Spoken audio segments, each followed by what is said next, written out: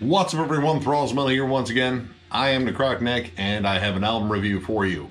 So another one that came out on the 9th of July was the newest offering from Necrotic, and be forewarned, everything about this album is all in Swedish, so I am going to wreck the Swedish language here today.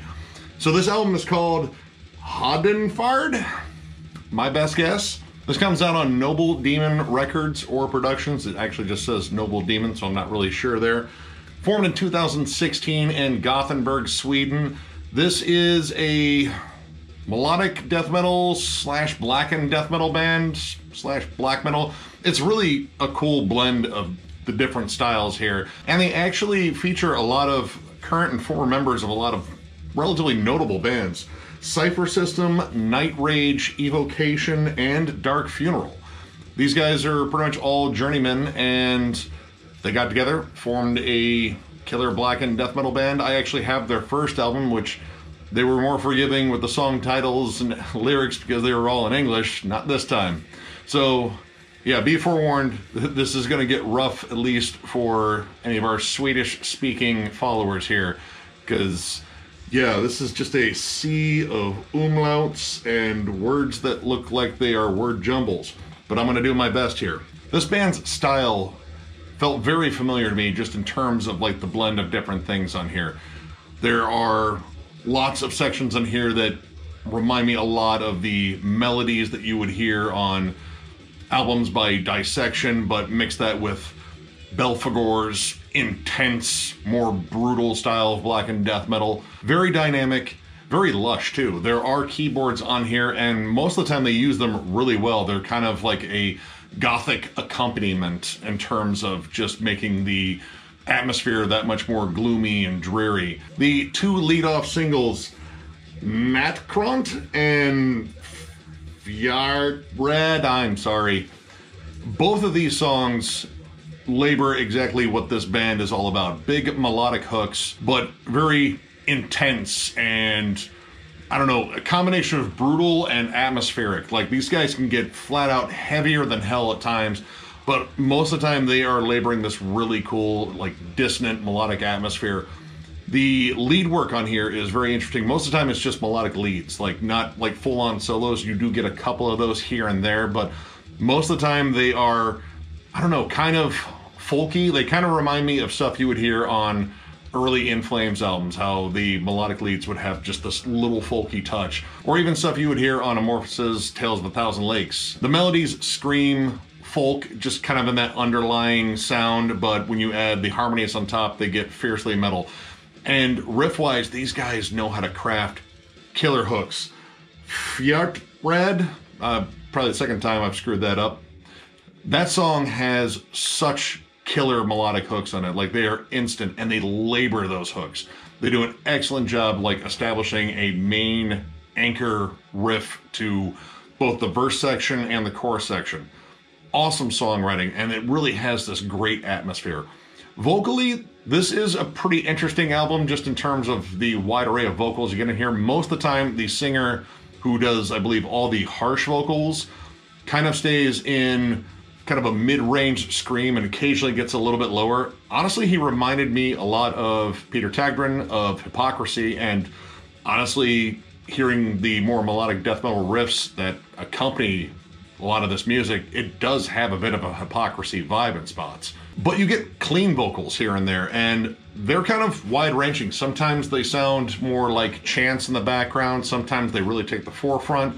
And the song Rex Tenebra, there's actually a section there with just cleans, and it kind of sounds like, I don't know, like modern rock clean vocals. Like, I don't really know how else to describe it. It just sounds not as though they're out of place because they're really good. It just sounds like something you would associate with rock radio. Not bad, again, but just kind of different. It kind of caught me off guard and was kind of cool to hear all the different vocal dynamics on here. Now, the mood on this album is really interesting. It really kind of bounces back and forth between just being really aggressive, especially the drum work. The drum work just drives this. It is blasty as hell, and Maybe a little triggered on the double bass, but it sounds really good because the production on here is fantastic.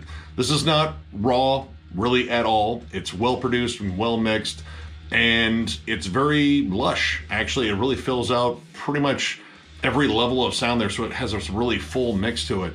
But the mood on here, again, is kind of somber and dreary. Like, parts in here reminded me of like a high-paced blackened version of Paradise Lost, especially with the keys accompanying, because they throw in like the nice like traditional piano sound and just seem to play those right chords that make you feel all sad and weepy. But this album can get flat out heavy when it needs to. The songs Gutters Skimming, I'm sorry, and Grat and Ode Lagged.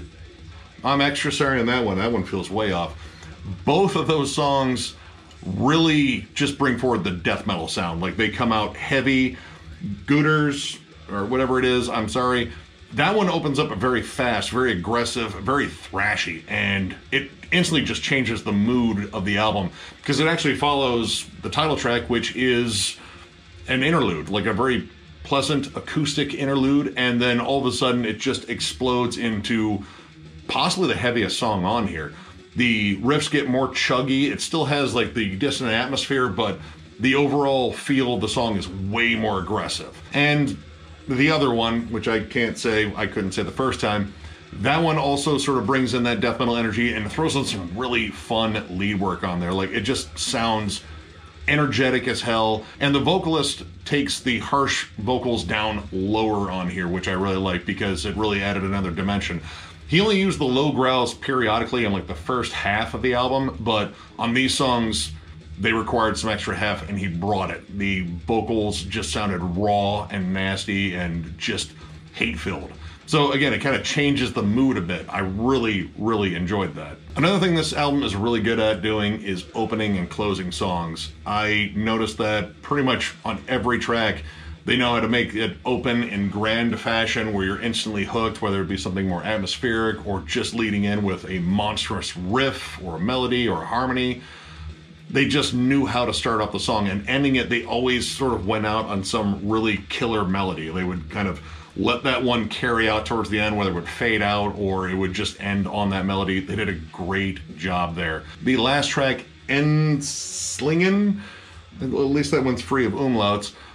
That one ends on a particularly really cool dissonant riff that I absolutely loved. It's a great melody, and that song I thought kind of took it a little bit further back in terms of the style. Like, it had moments that just reminded me of Marduk, but it kind of still had that dissection atmosphere to it. And when you couple it with like the more intense drum work, it kind of reminded me of a band like Keep of Kalessin, which sadly has been kind of MIA for a while, but this is definitely a band that has a similar sound to that band. Now, as for anything that I thought was a little lacking on here, not much, honestly. There are a couple spots where I think the keys are a bit much. On Rex Tenebra, there is a section where they kind of isolated, and it kind of just comes off as like gothic, Christmassy, Tim Burton-esque. It doesn't sound as haunting and dreary as the rest of the album. It just kind of sounds whimsical and a little bit out of place. And the song Et Gravest Ode, a lot of umlauts there.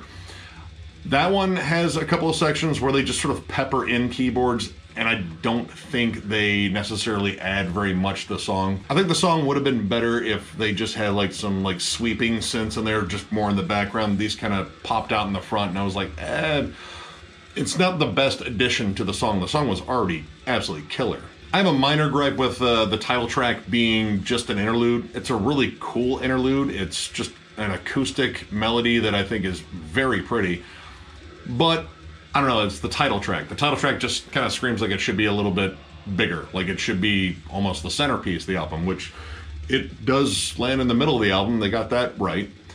And it doesn't really transition in the next song, because the next song is the Gutters song, which is intensely heavy. So really just a minor gripe there. It's not enough to really hurt the score of this. The only other thing I would say is sometimes they can be in a bit of a hurry in terms of like getting to the next dynamic, which there's lots of really cool transitions on here. They do a really good job on pretty much all this. Maneskin's Forefall, I think. That song is really good. I love the main riff on it. It starts off with this nice mid-tempo stomp, but it kind of just rushes into this thrashy beat and then into blast beats. I think if they had just sort of taken that main groovy riff and just sort of walked it through, it would have actually broken up the pace of the album a little bit more and make for like a really standout song, because the riff was awesome. It was a little bit more mid-tempo. The double bass wasn't going as much. It kind of screamed like anthemic war march through the cold, wintry tundra of Sweden. I know they got it. But overall, I really dug this. I really dug their debut album. I thought it was really good. I think this one surpasses it. Overall, I'm going to give this 4 stars. This is a really, really good album. Language barrier aside, I love these songs as long as I don't have to say them, because I'm sorry to the whole of Sweden for my butchering of your language. But my God, these guys wrote some killer songs loaded with dynamics. The melodies are absolutely just captivating on here. They really know how to just labor that and still deliver heavy songs. Like, these songs are brutal in spots, but also atmospheric as hell. They're dark and foreboding. They really capture a lot of different moods on here. And most of them are pretty much, you know, all the negative stuff. But this is a blackened death metal band. They should be capturing that stuff. Great songwriting. This is a step up from their last one, which, again, I think that's awesome when you hear like a improvement from their last album, which their last album was really good too. This is an absolutely killer album. If you love blackened death metal and you like it maybe a little bit more like cleanly produced, less raw, definitely check this out. I definitely plan on getting this one. I can't wait to jam it again. This was a really killer listen. And again, I strongly urge you guys to go check this one out. So if you enjoyed this review, give it a thumbs up. And if you are new to the channel, subscribe, because we do stuff like this all the time. We are also on Patreon, so if you'd like to support us there will be a link below in the description. And we also have shirts for sale. Now, we currently don't have any mediums or 4Xs, 3Xs, 5Xs, and I don't know if we have any more smalls, but we have plenty of larges and extra larges.